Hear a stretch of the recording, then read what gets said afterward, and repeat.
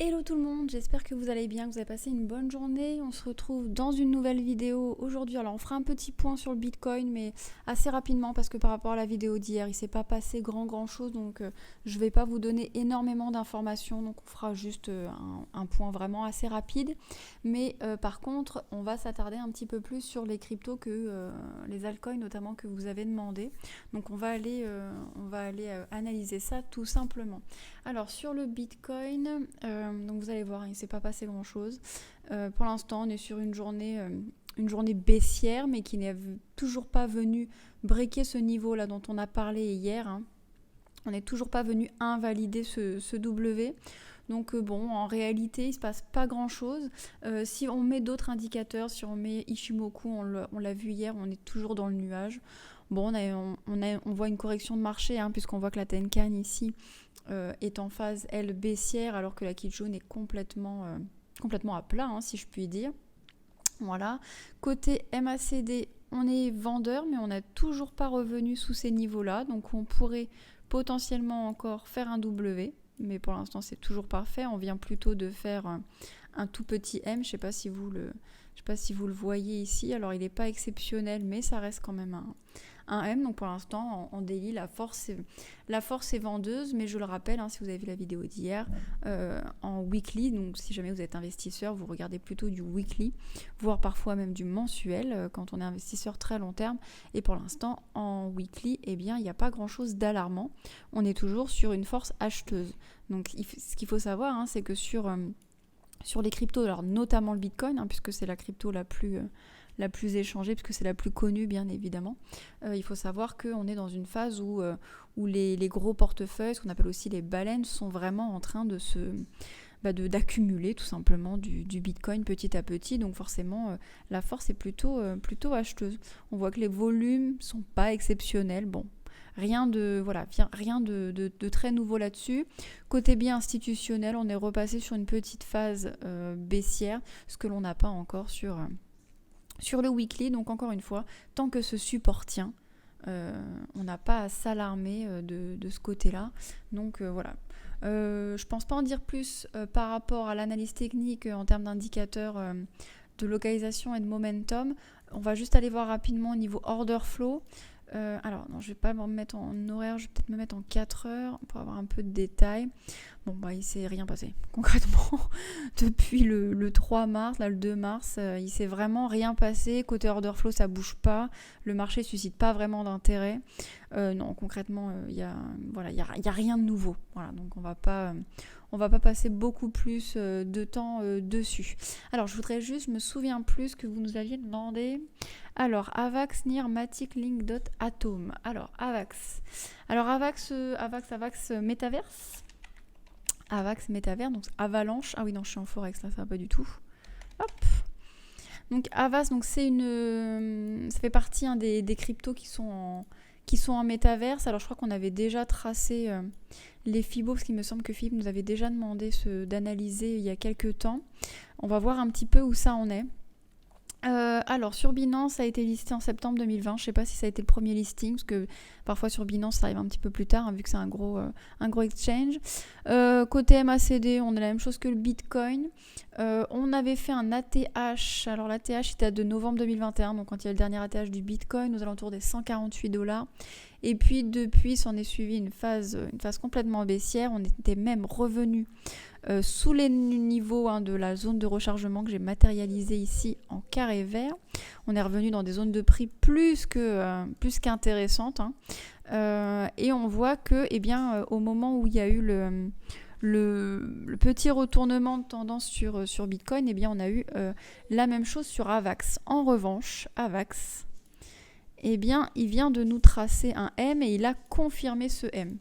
Donc quand on regarde, alors hop, je prends la bougie, mais je le répète, on n'est pas obligé de forcément prendre la bougie, on peut prendre le corps de chandelle, mais là la bougie n'est pas énorme, donc on va quand même prendre la bougie.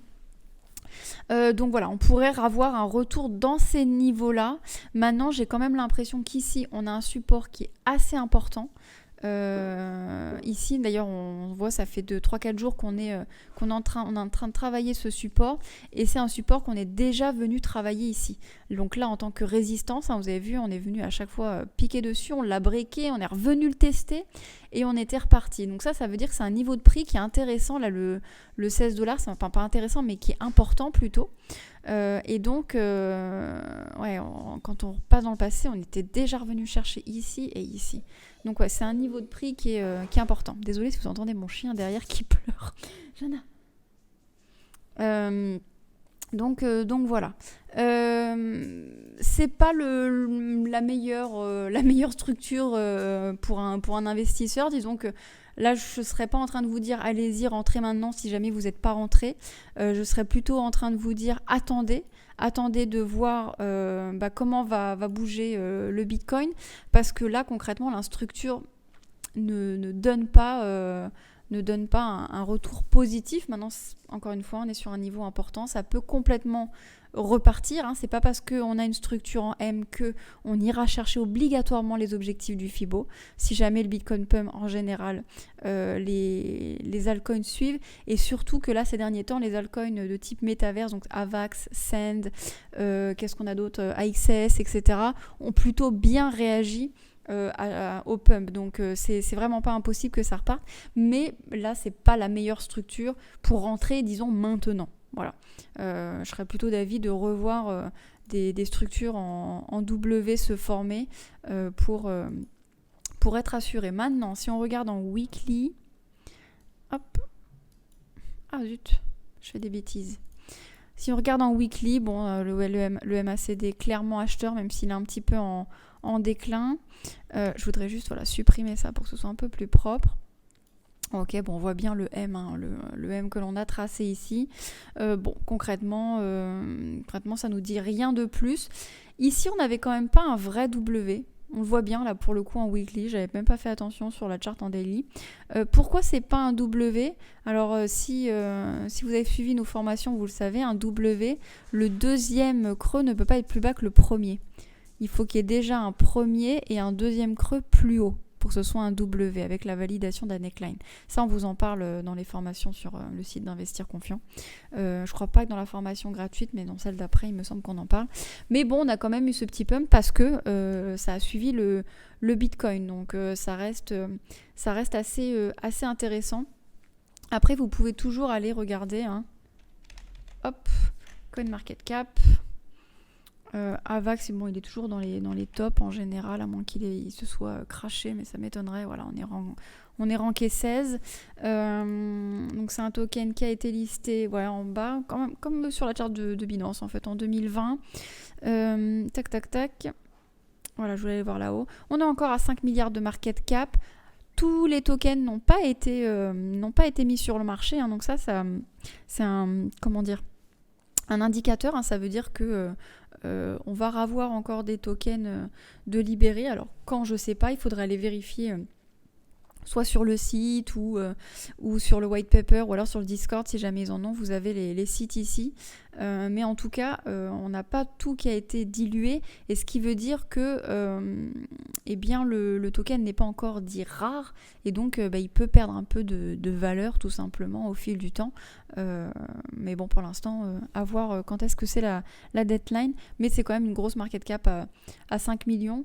Ça a été beaucoup plus haut, hein, puisque là, on est en bear market total. Donc, voilà, ça reste un projet qui fait partie du top 20. Donc, c'est des choses plus ou moins sûres. Je dis bien plus ou moins parce qu'on reste quand même sur le marché des crypto-monnaies. Hein, on n'est pas sur du marché de l'action ou autre. Donc, attention quand même à ça. Mais c'est vrai que pour des cryptos, disons que c'est pas la plus risquée. Voilà. Ensuite, c'était NIR. NIR, c'est NIR Protocol, non, de mémoire. Je sais plus ce que c'est, NIR. J'ai pas investi dans le NIR, du coup je me souviens pas. C'est pas très bien ce que je dis, mais c'est un peu la vérité, je vais pas vous mentir. Donc il faudrait regarder fondamentalement ce que c'est. On était bien venu chercher encore une fois sous ce niveau des 0,886 là, avec un ATH à $20. C'est un peu pareil que pour le coup là que Avax. on n'est pas sur la charte la plus belle pour un investisseur là maintenant. Hop, ouais, MAC des vendeurs, ce qui n'est pas d'étonnant. Hop, on a validé le M aussi, hein, on le voit ici, si jamais vous n'arrivez pas à le voir, on le voit, on l'a validé. Donc c'est pas la structure, encore une fois, la plus sympathique pour rentrer sur un token, même sur n'importe quel marché financier d'ailleurs. Donc moi je serais d'avis d'attendre. Maintenant, si vous achetez un prix ou si vous rentrez en DCA, là la question se pose pas, en DCA on regarde pas le prix, on regarde pas tout ça. Mais là, si vous voulez rentrer maintenant, si vous achetez un prix, ok. Si vous achetez une structure pour faire fructifier votre argent, pas ok. Voilà, concrètement, ça reste assez simple. Là, je ne veux pas vous mentir, ça reste assez simple. Après, il y a toujours possibilité de rentrer sur des marchés. Alors, j'aime même à court terme, en réalité, j'allais vous dire vite, même en réalité, je ne rentre pas sur ce genre de structure, mais vous pouvez très bien faire de l'intraday, c'est-à-dire pas de l'investissement long terme, et rentrer sur ce genre de structure. Vous tracez vos FIBO sur pas l'intégralité du mouvement, mais peut-être sur les derniers mouvements connus, par exemple, et puis vous générez vos entrées et vous générez vos sorties. Donc ça, c'est une possibilité, donc sur du plus court terme. Mais en tout cas, là, dans tous les cas, plus court terme ou pas plus court terme, c'est pas une structure qui donne envie. Très clairement, c'est pas une structure qui donne envie. J'avais pas mis Shimoku sur l'autre, mais là, on voit que on a breaké la SSB. Alors, pas de manière franche, on est tourné autour, etc. Mais enfin, c'est quand même pas c'est pas le summum, quoi, on va pas se mentir. Moi, ma stratégie, elle me dit pas de rentrer sur ce genre de choses. Donc, personnellement, je patienterai. Voilà. Et donc, NIR, la même chose, vous allez toujours sur Market Cap, vérifier si jamais ce sont des altcoins que vous ne connaissez pas, vous regardez les sites, vous regardez la Market Cap, donc on est ranké 35, on est sur du 1 milliard de Market Cap. Par contre, là, quasiment tous les tokens ont été distribués. Vous avez la charte ici, mais ça, on l'a un peu plus détaillé. Vous avez ici également Market pour avoir les exchanges où est-ce que vous pouvez trouver ce token. Donc ça peut être intéressant. Des tests de liste comme ça, en général, vous trouverez toujours les Binance, les Coinbase, les KuCoin, des trucs classiques. Mais parfois, pour des choses un peu moins connues, disons, un peu plus loin dans la rank list, des fois, on n'a pas les gros exchanges. Voilà. Ensuite, après NIR, Matic. Donc Matic, c'est Polygon, c'est le réseau Polygon, c'est le token. Hop, voilà. Alors Matic, pendant un temps, je l'avais un petit peu suivi, je le relookais un petit peu, le Matic, sauf qu'il n'était pas dans des zones qui m'intéressaient. Alors, du coup, j'ai supprimé le Fibo, bon, c'est pas grave. Hop, alors on va prendre le Fibo qui était là, on va prendre la TH. Voilà, alors pourquoi ça ne m'intéresse pas ? Si vous avez suivi la formation investisseur, vous le voyez de suite, d'entrée, on est en haut de la zone de rechargement. On a été dans cette zone de rechargement, on y a été un vrai moment. Hop, voilà ici. Mais quand j'avais regardé, c'était cette période-là et concrètement, ça ne m'intéressait pas. Voilà. Là, pour le coup, on rentre presque dans la zone de rechargement, ça redevient presque intéressant. On a une structure, on n'a pas de structure. Voilà, c'est simple, on n'a pas de M. Ça, c'est pas un M, ça c'est une montée au ciel avec une descente aux enfers derrière. Donc c'est pas exceptionnel. On a un gros MAC des vendeurs ici. On a eu pas mal de ventes ici, même si les volumes n'étaient pas extraordinaires, pas autant que ce que l'on a connu là. Donc voilà, le Matic qui restait fort par rapport à d'autres altcoins. Vous avez vu tout à l'heure sur d'autres altcoins, on était descendu sous ces niveaux-là. Là concrètement, on est venu à un moment donné chercher ces niveaux-là, mais on est quand même resté très longtemps en zone de rechargement. Encore une fois, là si vous achetez un prix, ok. Si vous voulez acheter et faire fructifier votre argent, pas ok. Pas ok parce que il n'y a pas de structure, il y a vraiment rien. On est en train de travailler un niveau qui a priori a été travaillé plusieurs fois, ici. Oula zut. On peut dire qu'on l'a travaillé là, mais c'est pas exceptionnel. Moi personnellement, j'attendrai qu'il y ait quelque chose qui se passe. Et dans tous les cas, si c'est pour du très long terme, pour moi, c'est encore trop haut. Voilà, c'est trop haut, c'est pas dans... Ça correspond pas à mes conditions. Voilà, tout simplement. Ça correspond pas à mes conditions pour le Matic. Ensuite, de mémoire, il y avait Atom. Mais je crois que c'est le dernier, j'en ai raté un entre-temps, mais promis, j'irai vérifier. Alors Atom, bon là pour le coup, j'aurai pas mal de trucs dessus parce que pour le coup, avec Chinon, on en a de l'Atom. Et on avait pas mal investi sur l'Atom. Hop, je retire juste ça parce que j'avais parlé du DCA certainement un jour. Voilà. On est toujours dans la zone de rechargement. On a fait un M. Hein. On voit bien que les altcoins ont quand même été un petit peu moins résistantes que le Bitcoin. Ça se voit sur quasiment toutes les alts là, que l'on vient de voir, à part le Matic. Donc ça reste assez intéressant. Donc c'est possible qu'on revienne chercher tout simplement ces niveaux-là. Voilà, ce serait pas impossible. Maintenant, encore une fois, même chose que pour la première altcoin qu'on avait vue. Si le Bitcoin repart, eh bien voilà. Mais ça donne pas envie. Là maintenant, tout de suite, ça ne donne pas envie du tout. Bien que Atom, ce soit un projet que j'affectionne particulièrement, je vous dis, j'ai investi dessus, etc. Mais là, je rentrerai pas à ce moment-là. Voilà, c'est pas maintenant que je rentrerai, j'attendrai un petit peu. Peut-être que en termes de prix, je trouverai pas mieux, je dis pas, mais là, ça voudrait dire que je rentre avec potentiellement un marché qui va chercher plus bas, donc des opportunités que je pourrais rater. Et si ça monte, oui, effectivement, je peux me dire « Ah zut, t'aurais pu rentrer là », mais en même temps, ça veut dire qu'il y a un temps où mon argent ne se fructifie pas, quoi. Donc, pas intéressant, à mon sens. Voilà, maintenant, encore une fois, faites ce que vous voulez, mais c'est pas mon truc préféré, encore une fois. Et, mais j'en ai raté 2. Link et Dot. Alors, Link. Ça me parle, Link. Pourquoi ça me parle Chainlink. Je sais plus ce que c'est, Chainlink.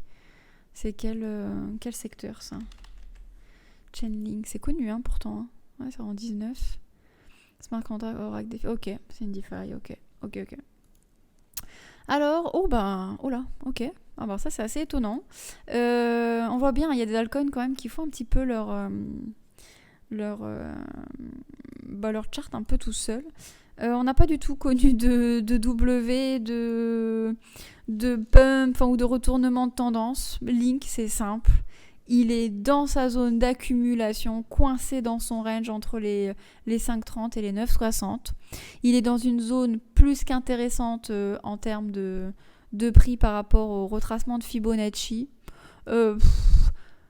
Concrètement, ça me dérange pas d'investir à ce moment-là. Les structures, ok, il n'y en a pas énormément, mais en même temps, on est comment dire, il y a un support qui tient plus que bien, qui tient quand même depuis mai 2022, donc ça fait quasiment un an. Concrètement, ça ne me dérangerait pas d'investir là-dedans, parce que je sais que c'est dans une zone d'accumulation, je sais que c'est dans une zone où des gros portefeuilles pourraient rentrer, parce que quand on regarde la psychologie du marché, on est typiquement dans les bonnes zones. Si la psychologie du marché, tout ça ne vous parle pas, je vous invite vraiment à suivre les formations, que ce soit les nôtres ou d'autres, peu importe. Il faut que dedans il y ait de la psychologie du marché, parce que c'est vraiment la base. Si vous ne comprenez pas et vous ne connaissez pas les bases de la psychologie des marchés financiers, je suis désolée, je vais être un peu dure, mais vous êtes perdu, quoi. Vraiment, vous serez perdu et vous vous ferez avoir un jour ou l'autre par les pièges que tend le marché régulièrement. Donc ouais, non, Link j'irais concrètement. Alors j'ai pas investi dessus, mais ça c'est une charte qui me dérangerait pas. Vraiment, c'est une charte qui me dérangerait pas. On a un ATH à $53, donc on est sur plus de x5 si jamais on retourne à cet ATH. On y retournera probablement un jour, à moins que cette crypto meure. Quand, je ne sais pas, mais voilà, on a MACD qui est toujours acheteur, ça montre bien qu'on a encore de l'accumulation. Oui, mais je suis en weekly, je viens de voir ça. Mais en daily, à mon avis, ça n'a pas, de toute façon, ça n'a pas beaucoup bougé. Hop. On a eu ce petit W là, alors qui n'est pas très beau, mais qui est un W quand même. Non, moi vraiment, ça ne me dérangerait pas. Je trouve que là, rentrer sur ce token-là, ça peut être intéressant concrètement. Et ensuite, c'était le DOT.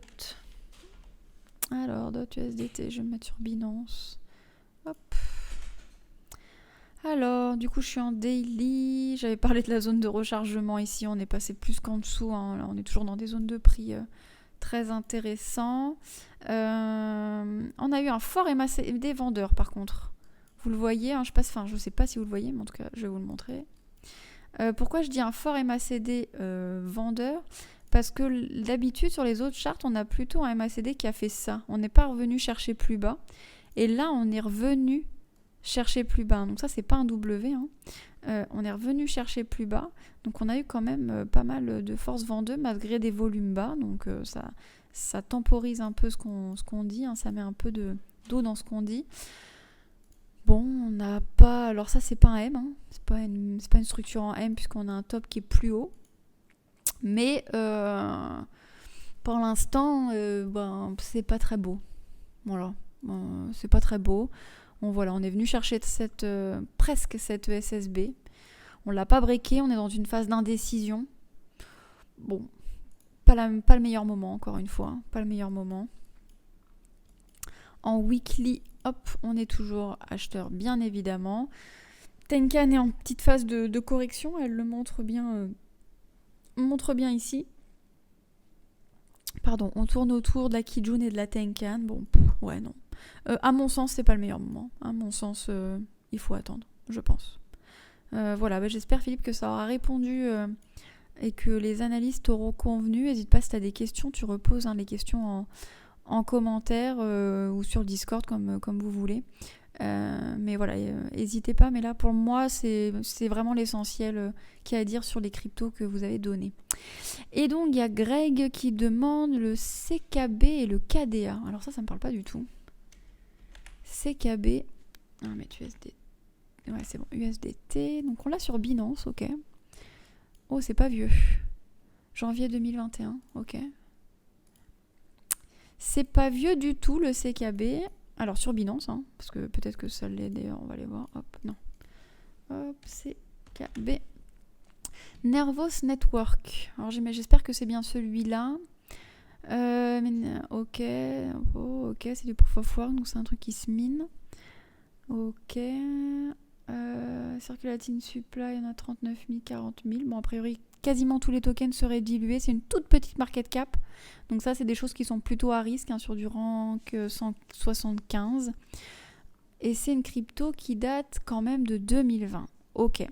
C'est une crypto qui a eu 2 pumps, donc un en avril 2021 et un en décembre 2021. Ok, donc ça a suivi le Bitcoin, même si ça n'a pas refait un ATH ici. Et on est clairement dans une zone d'accumulation. Hein. On le voit très clairement là, de manière assez simple. Donc ça, c'est plutôt intéressant. Hop, on va juste faire ça. Je suis en daily. Voilà, je me souvenais plus dans quelle unité j'étais.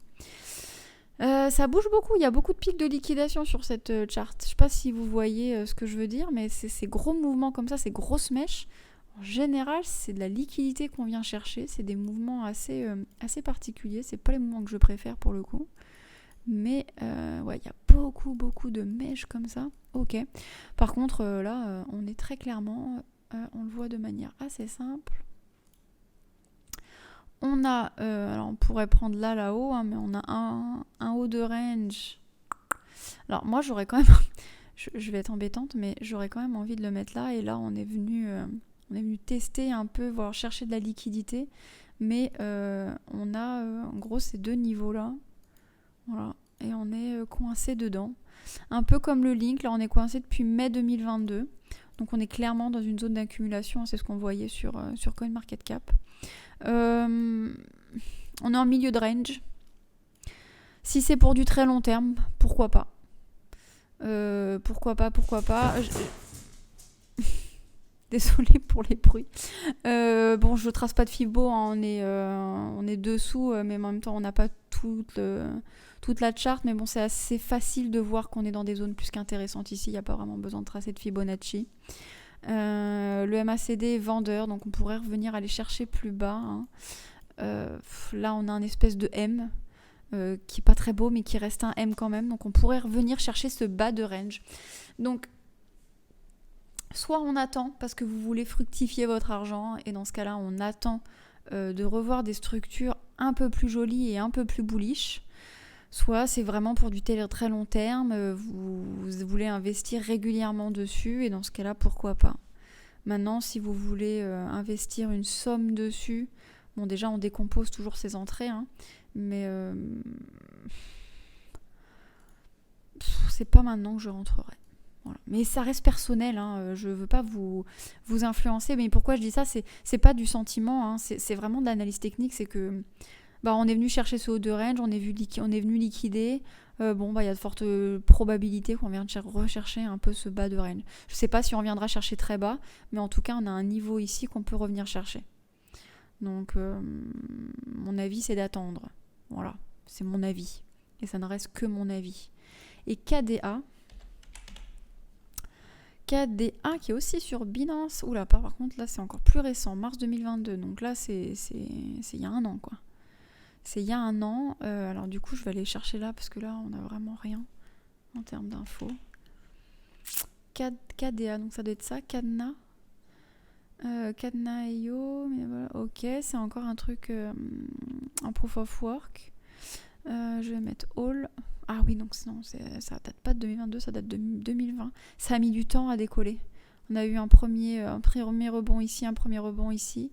Ça a mis du temps à décoller. Par contre, quand ça a décollé là en 2021, en novembre 2021.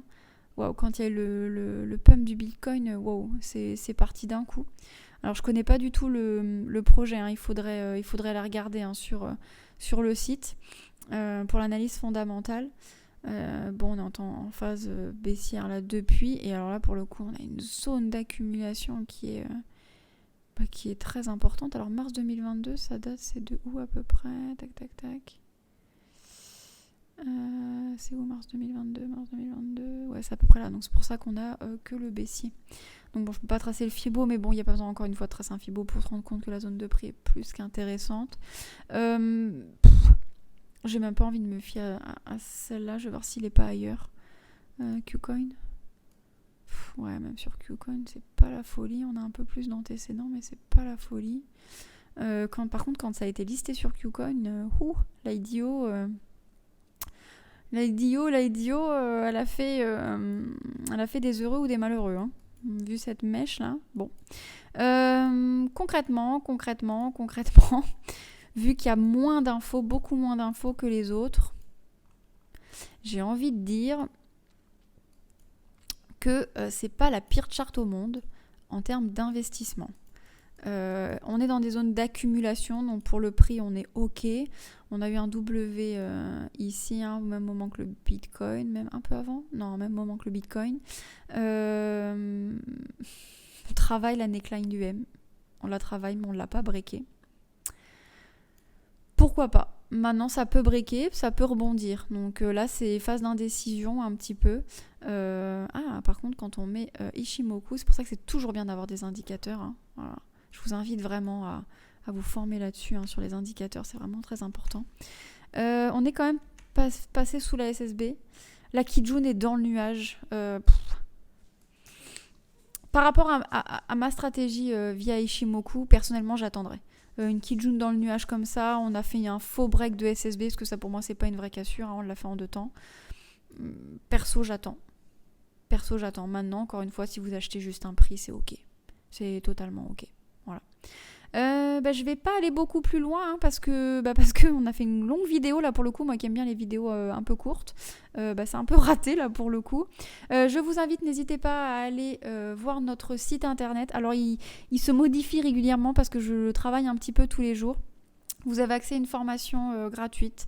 La formation gratuite, elle est là pourquoi? Pour déjà vous donner un aperçu de ce que c'est que les marchés financiers, est-ce que ça peut vous intéresser, de la manière dont sont construites nos formations aussi, parce que ça peut ne pas plaire à tout le monde, d'accord? Donc voilà, je vous invite à aller voir. Vous avez les différentes formations ici, alors qu'il y en a qui sont en cours, hein, de réalisation. Je suis en train de les tourner un petit peu tous les jours. Là, j'ai quasiment fini la formation sur le trading, donc Elle va arriver vraiment très prochainement. Je pense que demain ou après-demain, elle sera là. Donc là, vous avez la gratuite, vous avez celle-ci qui est finie et je suis en train de faire la trading qui, vous le dis, va sortir dans les prix. Alors ne regardez pas les prix pour l'instant, j'avais mis ça à titre informatif pour l'instant et de toute façon, il y aura des offres pour les premiers puisque il faut lancer comme qui dirait l'eau. Donc voilà. Vous avez tous nos livres ici. Je ne sais pas si vous avez remarqué, si vous nous suivez sur Instagram, je partage pas mal de choses là-dessus. Le livre de la crypto et le livre de la blockchain sont inclus dans la formation investisseur. Je vous ai fait un livre sur ChatGPT parce que c'est quelque chose que les gens ne connaissent pas. Et vous avez d'autres livres qui peuvent être intéressants, donc qui sont disponibles. Hein. Vous avez les liens si vous cliquez sur la photo ou sur le titre, donc n'hésitez toujours pas. Et vous avez des groupes de travail. Alors, ces groupes de travail, on y a accès quand on rejoint les formations, que ce soit la formation gratuite ou autre. Pour l'instant, forcément, c'est le début. Il n'y a pas encore grand monde, mais en tout cas, vous avez la possibilité de me contacter via ces groupes si jamais vous avez des questions sur les formations ou sur des concepts particuliers. Donc, n'hésitez surtout pas. Sur ce, je vous souhaite une bonne fin de journée, une bonne soirée et je vous dis à très bientôt. Ciao, ciao.